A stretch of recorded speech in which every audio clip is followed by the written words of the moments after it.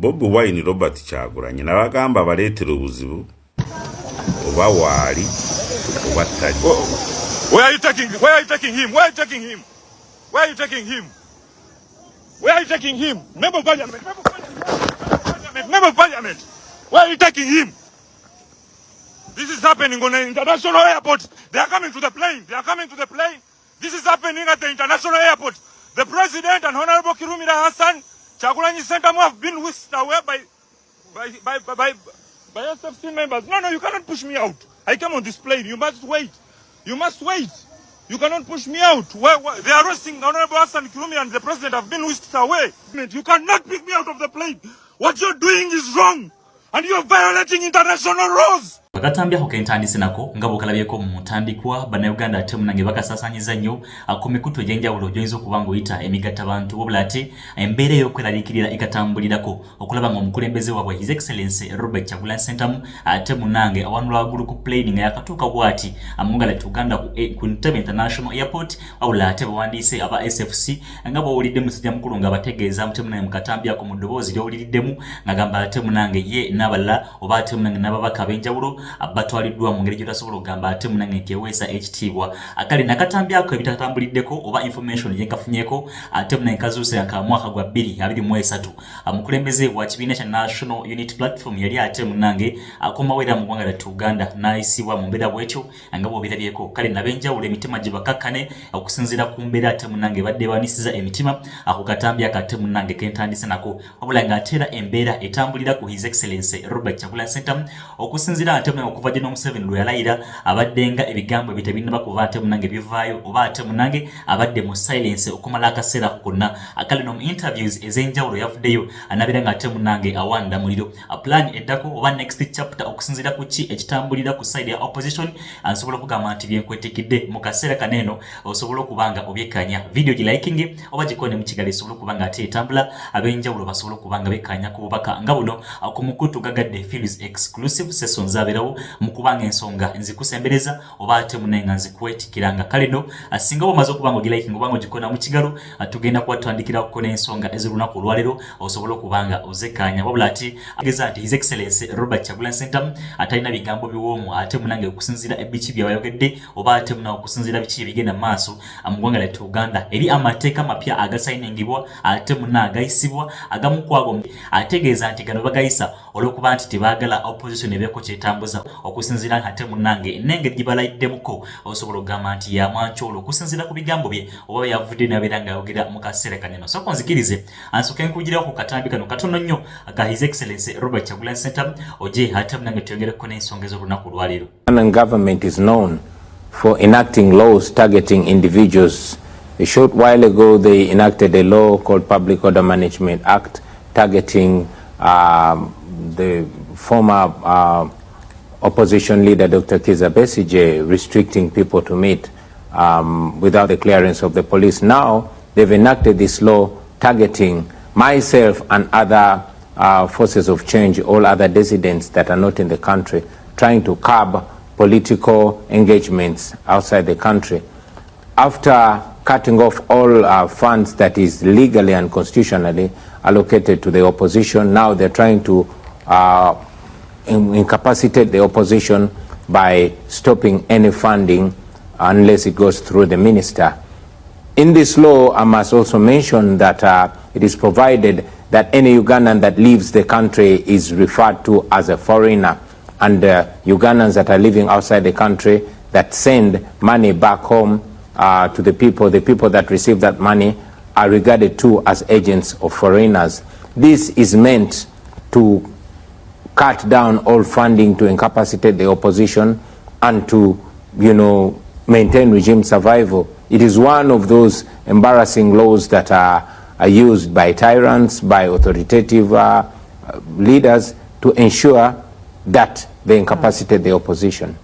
We were told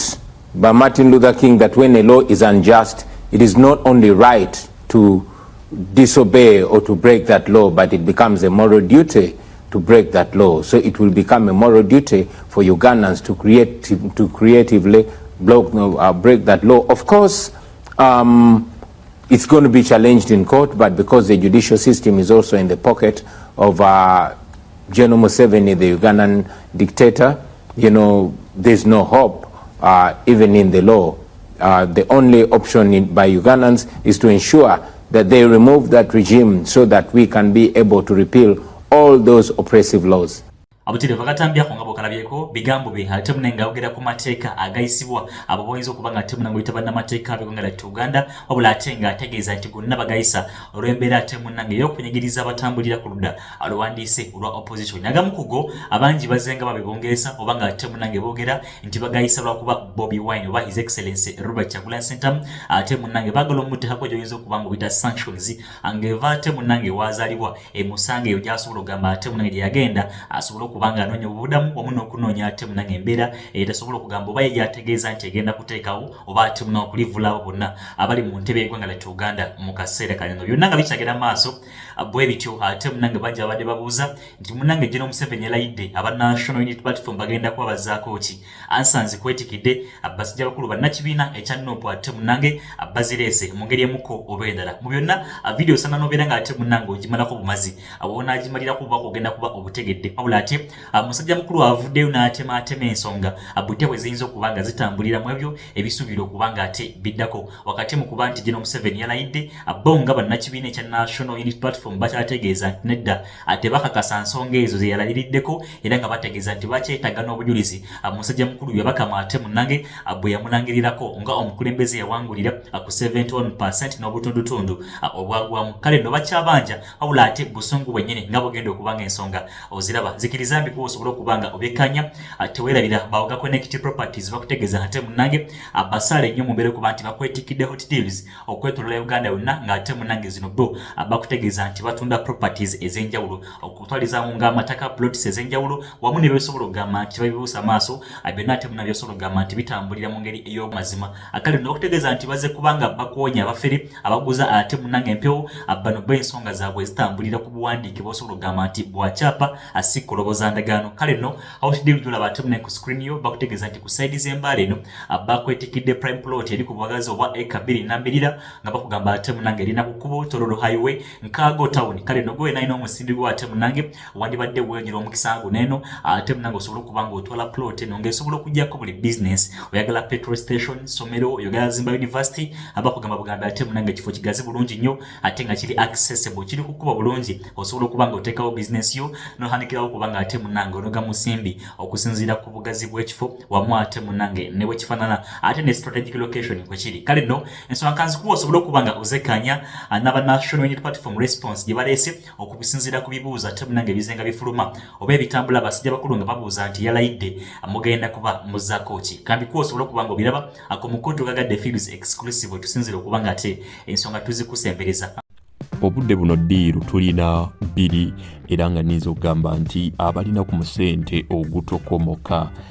buno bwe budde obwammwe naawe yalooto okukola ku kirooto ekya bizinensi etafa egenda okubeerawo for internet ate ng'ereeta sente nja kugamba nti waliwo plot eyina ekyapa oba giyite land title era ng'eri located ku Kawanda highway wayagala okukola bizinesi nga petrol station bizinesi ezo mumanyi engeri gye zikolamu n'engeri gye zijja nusu ku nusu kale no plot eyo toyina kubeera nga ogisukka nkugambye eri half acre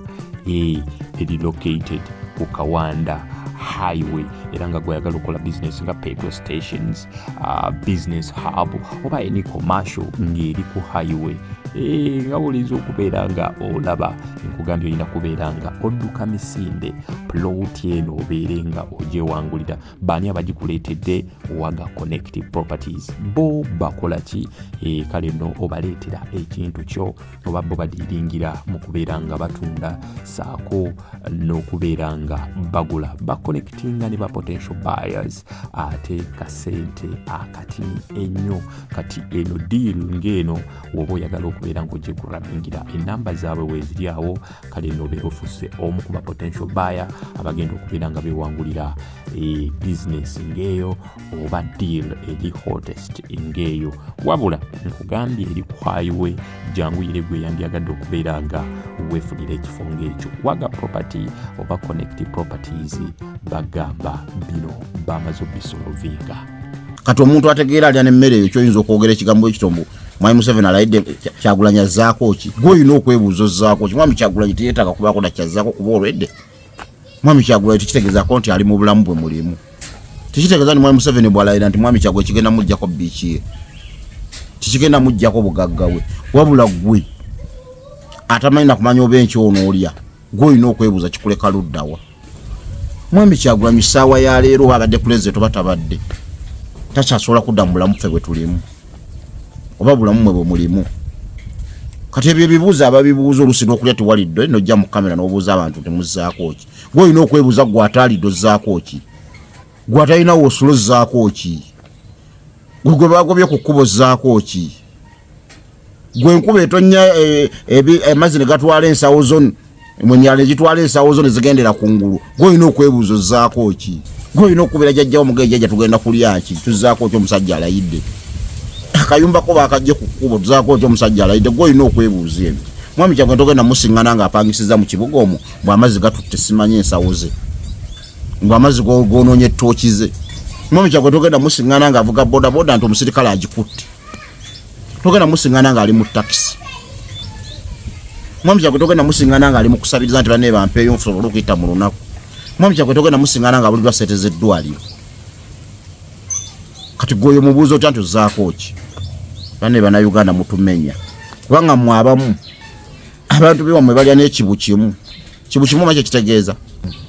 anti omuntu ng'embeera nnungi omuntu alya ku makya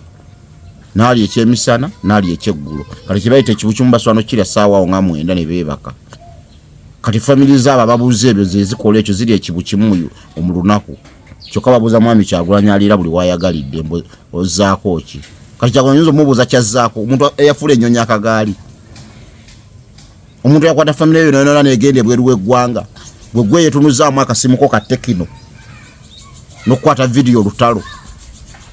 omubuuze nti ozzaako ki mugezeeko okwekaka mutegeere mumanye levo zammwe mumanye n'okumanya nti Mwami Kyagulanyi okujja mbina ebyobufuzi n'ebyokuba nti gwe osobola omwogerako just kuyamba ffe era kigenda mulekanga waali muwala we Namagembe ng'asomera Bungereza kigenda muleka mu Kampala mutabani we ngali mu America asoma Mwami Kyagulanyi kigenda muleka ngali mu bulamu we bwalimu era obulungi obuzibu tulina ekizibu kimu mu Uganda abeetaaga okusaasirwa ate be basaasira kati osanga omuntu ngali ku Mwami Kyagulanyi ozzaako ki Mwami Kyagulanyi akugambye talina kyazzaako kale Mwami Kyagulanyi bale bagenda kuveewo school fees abadde abaweererwa agenda kuggwawo kubanga Mwami Museveni alayidde mwababuuza Mwami Kyagulanyi kyazzaako Mwami Kyagulanyi azzaako ku bantu obulamu bwe bwalimu bulungi n'abalala bagenda siganga bali mu bulamu bulungi mwe kenyini mwe mbamwebuuza nti ffe tuzzaako ki kuba mwe muli mu mbeera ey'okusaasirwa mwe muli obubi mwe mutamanyi oba munaakeesa oba temukeesa tamanya nti muzzaako ki ali mu kukibuuza nnyina gw'osenda ku ttaka ali mu kukibuuza abakyala abafiiriddwa abaana baabwe muzzaako ki ali mu kukibuuza be bagobe be bamenyedde bizinensi ku makubo be basenzi bamenyedde amayumba ye nalowooza nti kiina bwe kikoseza ife abavaayo okufulumya amaloboozi essaawa zino mwenna mukuba gudiigudde buli omu ali mu kubuukabuuka alayidde kati muzzaako ki mugenda kutandika mmwe okuŋaŋala essaawa zino mwenna muli mu kutambuliza mannyo bweru naye nga akaseera waakanaddako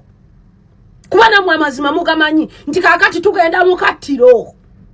nga nammwe abakamanyi nti essaawa zino olwedde mwatuuse dda mu bbaagiro omukinjaji yaluddeko okubayisaako ekyambe mwenna muli awo nina olina omuntu gw'otunya n'ogamba era ggwe n'obwongo bwo omutwe gwe gwakuweereza ng'oludde ku kyera nga bw'omala guno ng'ogamba kale kangendeko ngezeko ne kugulya omulala kangwe mala guno mulimu kangende ngezeko ngulya omulala kuba okimanyi ewaka teri ssuubi kuba okimanyi ekiri ewaka kyokya si kisaanikire naye ayimiridde abuuza muzzaako ki naye ayimiridde atadde amannya agatenkanankana muzzaako ki naye nga bwe yali awo obwongo ne bumuweereza bwamuweereza kufumba kacaayi kuba ekyo kimanyikiddwa kacaayi ako tekeetaaga bwongo tekalimu sayansi mungi ne tekeetaaga bwongo bw'amaanyi nnyo kacaayi tekeetaaga simanya mu kalimu sayansi ono kalimu keetaaga kukwata wano era nga buli omu ng'agenda okulaba bw'ava wali mu bwa security walina okwambuka ekizimbe ekirina fulaati 3 nga bwakyambuka bwakikirira bwalawuna ate nga yerabidde nti mukyala ng'ayina obwongo obubwo obutono ng'ayina genda kali kukiri kali akalimu akateetaaga wadde simanya tekeetaagana kuba nti wasoma tekayina mu sayansi wadde ye n'alaba nti yatuuka empanama ye bagigula 10 naye ayimiridde abuuzizza Bannayuganda muzzaako ki n'oli nnyina atudde mu kayumba akakutte mu mbinabina wabula bannange mulimu abantu bootuna n'ogamba kati ono naye